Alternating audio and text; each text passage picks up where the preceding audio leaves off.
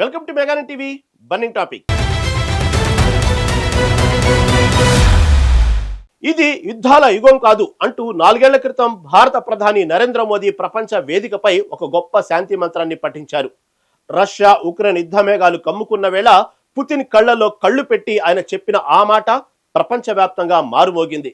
కానీ గడిచిన 10 ఏళ్ల చరిత్రను తిరగేస్తే ఆ శాంతి వాక్యం ఒక ఆశగా మిగిలిపోయిందా? గడిచిన దశాబ్ద కాలంలో భూగోళంపై ఎక్కడో ఒక చోట తుపాకీ గర్జించని రోజంటూ లేదు. 2016 నుంచి 2026 వరకు ప్రపంచం చూసిన రక్తపాతం, మారిన సరిహద్దులు, కుప్పకూలిన ఆర్థిక వ్యవస్థలు ఒక చేదు నిజాన్ని మన ముందు ఉంచుతున్నాయి. మరి మోదీ అంచనా తప్పిందా? ప్రపంచం యుద్ధ కాంక్షతో రగిలిపోతుందా? Let's watch.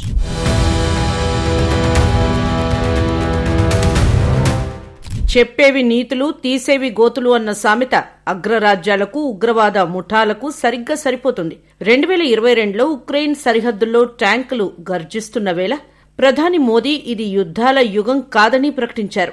కానీ గణాంకాలు మరో భయంకరమైన సత్యాన్ని చెబుతున్నాయి. అంతర్జాతీయ యుద్ధ అధ్యయన సంస్థల నివేదిక ప్రకారం 2016 నుంచి 2026 మార్చి వరకు ఈ 10 ఏళ్ల కాలంలో ప్రపంచవ్యాప్తంగా 61 యుద్ధాలు జరిగాయి. ఇందులో కేవలం దేశాలే కాదు, ఏకంగా 78 దేశాలు ప్రత్యక్షంగానో పరోక్షంగానో రణరంగంలో దూకాయి. ఇందులో ఎన్నికైన ప్రభుత్వాలు ఉన్నాయి, రక్త పిపాసి ఉగ్రవాద సంస్థలున్నాయి, స్వేచ్ఛ కోసం పోరాడే విముక్తి దళాలు ఉన్నాయి. మోదీ శాంతి కావాలనుకున్నారు, కానీ శతఘ్నుల మోత ఆగిందే లేదు. 1948లో రెండో ప్రపంచ యుద్ధం ముగిసిన తర్వాత యూరప్ గడ్డపై జరిగిన అత్యంత భీకరమైన పోరాటం రష్యా ఉక్రెయిన్ యుద్ధమే. 2022 ఫిబ్రవరిలో మొదలైన ఈ యుద్ధం కేవలం 2 దేశాల మధ్య ఘర్షణగా మిగిలిపోలేదు. ఇది ప్రపంచ ఆర్థిక వ్యవస్థను చిన్నాభిన్నం చేసింది. 1990-91లో సోవియట్ యూనియన్ పతనం తర్వాత మారిన యూరప్ జాగ్రఫీని ఈ యుద్ధం మళ్లీ తిరగరాసింది.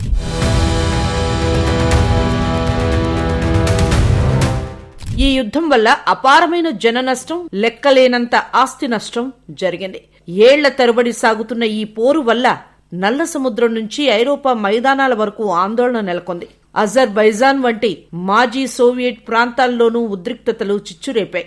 గల్ఫ్ దేశాల్లో దశాబ్దాలుగా రగులుతున్న నిప్పు 2023 అక్టోబర్లో దావాగ్నిలా మారింది. హమాస్ ఉగ్రవాదులు ఇజ్రాయెల్పై చేసిన ఘాతుకానికి ప్రతిగా నెతన్యాహు సర్కార్ గాజాను నామరూపాలు లేకుండా చేసింది. గాజాపై దాడి ఆగలేదు సరికదా, అది లెబనాన్ వరకు పాకింది. Hezbollah అగ్రనేతలను Israel ఏరిపారేసింది. 2025లో ఇరాన్పై 12 రోజుల పాటు ఇజ్రాయెల్ జరిపిన మెరుపు దాడులు గల్ఫ్ ప్రాంతాన్ని అగ్నిగుండంలా మార్చాయి. ఒకవైపు హుతీ రెబల్స్ కోసం సౌదీ, యుఏఈల మధ్య వైరుధ్యం, మరోవైపు సిరియాలో టర్కీ, అమెరికాల జోక్యంతో జరుగుతున్న అంతర్యుద్ధం. గల్ఫ్ మ్యాప్ ఇప్పుడు నెత్తుటి చారికలతో నిండిపోయింది. ప్రపంచానికి శాంతి బోధించిన భారత్ తన ఆత్మరక్షణ విషయంలో మాత్రం దెబ్బకు దెబ్బ అనే సూత్రాన్నే పాటించింది.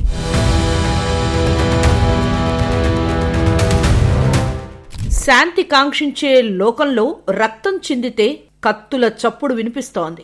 మానవ నాగరికత ఎంతో అభివృద్ధి చెందిందని గర్వపడుతున్న వేళ సరిహద్దుల దగ్గర తుపాకీ గొట్టాలు గర్జిస్తున్నాయి. గత దశాబ్దాన్ని ఒక్కసారిగా విశ్లేషిస్తే మనకు అర్థమయ్యే భయంకరమైన సత్యం ఏమిటంటే, ఇల్లు కాలి ఒకడేడుస్తుంటే తీర్థం పోయమని ఇంకొకడు అడిగాడట అన్నట్లు ఉంది నేటి ప్రపంచ పరిస్థితి. ఒకవైపు దేశాల ఆర్థిక వ్యవస్థలు కుప్పకూలుతుంటే మరోవైపు ఆయుధాల అమ్మకాలు పెరుగుతున్నాయి. గడిచిన 10 ఏళ్లలో ప్రపంచం ప్రశాంతంగా నిద్రపోయిన రోజులు తక్కువే. ఈ కాలంలో ఏకంగా 61 యుద్ధాలు చోటు చేసుకున్నాయి. ఇందులో కేవలం ప్రభుత్వాలే కాదు, ఉగ్రవాద ముఠాలు, విముక్తి సంస్థలు, అంతర్గత తిరుగుబాటుదారులు భాగస్వాములయ్యారు. ప్రజలను కాపాడాల్సిన వ్యవస్థలే విధ్వంసానికి కారణమయ్యాయి. ఆఫ్రికా ఖండం నుంచి ఆసియా తీరాల వరకు, యూరప్ మైదానాల నుంచి గల్ఫ్ ఎడారుల వరకు ఎక్కడ చూసినా మందుపాత్రల వాసనే. అంతర్గత తిరుగుబాట్లు దేశాలను ముక్కలు చేస్తుంటే అధికార దాహం అమాయకుల ప్రాణాలను బలి తీసుకుంటోంది. ముఖ్యంగా యూరప్లో పరిస్థితి మరీ ఆందోళనకరంగా ఉంది. 2022 ఫిబ్రవరిలో మొదలైన రష్యా ఉక్రెయిన్ యుద్ధం ప్రపంచ గమనాన్ని మార్చేసింది. 1948లో రెండో ప్రపంచ యుద్ధం ముగిసిన తర్వాత జరిగిన అతిపెద్ద పోరాటం ఇదే. ఇది కేవలం 2 దేశాల మధ్య ఘర్షణ కాదు, ప్రపంచ భూగోళాన్ని మార్చేస్తున్న పెను విప్లవం.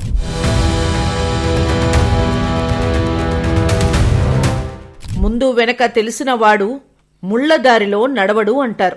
కానీ 1990-91లో సోవియట్ యూనియన్ పతనం తర్వాత మారిన యూరప్ జాగ్రఫీని ఈ యుద్ధం మళ్లీ తిరగరాస్తోంది. మాజీ రష్యా ప్రాంతాలైన అజర్బైజాన్, ఉక్రెయిన్ సరిహద్దుల్లో ఉద్రిక్తతలు చల్లారడం లేదు. ఏళ్ల తరబడి సాగుతున్న ఈ యుద్ధం వల్ల జరిగిన ఆర్థిక నష్టం ఊహాతీతం.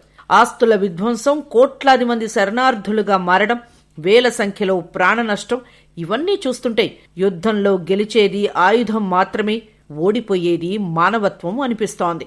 మరోవైపు గల్ఫ్ దేశాల పరిస్థితి దశాబ్దాలుగా మారుతున్న దాఖలాలు లేవు.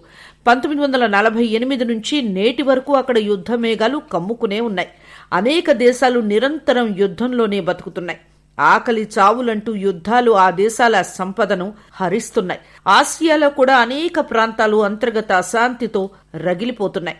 10 ఏళ్ల కాలంలో సంభవించిన 61 యుద్ధాల్లో ప్రభుత్వ బలగాలు ఒకవైపు, విముక్తి కోరుతున్న సంస్థలు మరోవైపు తలపడటం వల్ల సామాన్యుల బతుకులు బుగ్గిపాలవుతున్నాయి.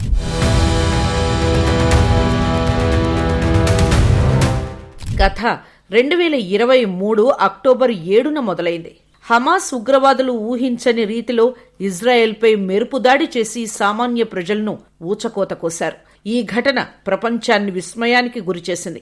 దీనికి ప్రతీకారంగా ఇజ్రాయెల్ ప్రధాని నెతన్యాహు గాజాపై యుద్ధం ప్రకటించారు. దెబ్బకు దెబ్బ తగిలిన గాయానికి మందు కాదు, ప్రత్యర్థిని నామరూపాలు లేకుండా చేయడమే లక్ష్యం అన్నట్లుగా ఇజ్రాయెల్ విరుచుకుపడింది. దాదాపు 2 ఏళ్ల పాటు సాగిన ఈ గాజా యుద్ధం పాలస్తీనాను శిథిలాల కుప్పగా మార్చేసింది. యుద్ధం కేవలం గాజాకే పరిమితం కాలేదు. సరిహద్దుల్లో పొంచి ఉన్న హెజ్బొల్లాను తుడిచిపెట్టేందుకు ఇజ్రాయెల్ తన సైన్యాన్ని లెబనాన్ వైపు మళ్లించింది. అగ్రనేతలను వరుసగా హతమారుస్తూ ఇజ్రాయెల్ తన పంతాన్ని నెగ్గించుకుంది. కానీ అసలు సవాల్ ఇరాన్ రూపంలో ఎదురైంది. 2025లో ఇరాన్ లక్ష్యంగా ఇజ్రాయెల్ 12 రోజుల పాటు జరిపిన మెరుపు దాడులు గల్ఫ్లో ఉద్రిక్తతలను పరాకాష్ఠకు చేర్చాయి. నిప్పుతో చెలగాటం ఆడితే ఇల్లు కాలక తప్పదు అన్న సామెత ఇరాన్ ఇజ్రాయెల్ విషయంలో అక్షరాలా నిజమైంది. ఇరాన్ అణు కేంద్రాలు, సైనిక స్థావరాలే లక్ష్యంగా సాగిన ఈ దాడులు గల్ఫ్ దేశాలను ఉక్కిరిబిక్కిరి చేశాయి.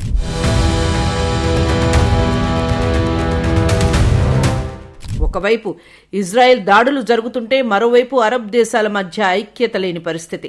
ఎర్ర సముద్రంలో ఆధిపత్యం కోసం హుతీ రెబల్స్ చేస్తున్న పోరాటం చిలికి చిలికి గాలివానలా మారింది. హుతీలకు వ్యతిరేకంగా సౌదీ అరేబియా నిలబడితే విచిత్రంగా యుఏఈ హుతీల పట్ల సానుకూల ధోరణితో వ్యవహరించటం గల్ఫ్ దేశాల మధ్య ఉన్న విభేదాలను బట్టబయలు చేసింది. పొరుగు దేశాల మధ్య సమన్వయం లేకపోవడం ఈ ప్రాంతాన్ని మరింత అస్థిరపరిచింది. ఇక సిరియా కథ మరోలా ఉంది. 10 ఏళ్లుగా సాగుతున్న అంతర్యుద్ధం ఇప్పుడు క్లైమాక్స్ కు చేరుకుంది. టర్కీ సహకారంతో తిరుగుబాటుదారులు యుద్ధం చేస్తుంటే అమెరికా జోక్యంతో అక్కడ టర్కీ అనుకూల సున్నీ ప్రభుత్వం ఏర్పాటుకు అడుగులు పడ్డాయి. అయితే ఇక్కడే ఇజ్రాయెల్ తన వ్యూహాన్ని మార్చింది. దక్షిణ సిరియాపై దాడులు చేస్తూ తన భద్రతను కాపాడుకునే ప్రయత్నం చేస్తోంది.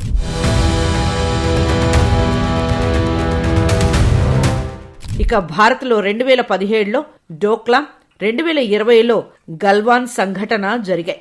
ఇవి పెద్ద యుద్ధాలు కాకపోయినా ఏళ్ల పాటు సైన్యం మోహరించాల్సి వచ్చింది. 2025లో ఆపరేషన్ సింధూర్తో భారత్ పాకిస్తాన్ మధ్య యుద్ధం జరిగింది. పాకిస్తాన్ శరణు వేడుకోవడంతో భారత్ ఆపరేషన్ సింధూర్ను హోల్డ్లో పెట్టింది. 2025లో ఆఫ్ఘనిస్తాన్ పాకిస్తాన్కు యుద్ధం జరిగింది. ఈ ఏడాది కూడా యుద్ధం కొనసాగుతోంది.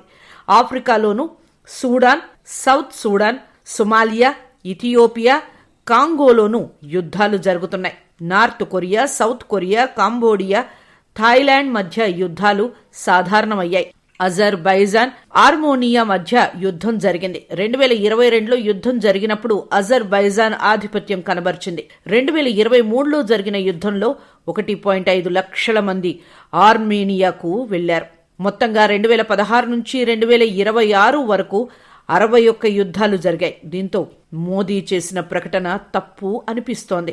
భారత్ యుద్ధానికి సర్వదా సన్నద్ధంగా ఉంది. అందుకే గాల్వాన్లో చైనాను, డొక్లాంలో చైనాను నిలువరించింది. మోదీ ఏ మాట చెప్పినా ఒకటి మాత్రం వాస్తవం: ప్రపంచంలో శాంతి కావాలంటే శక్తి ఉండాలి, శస్త్రం కావాలి.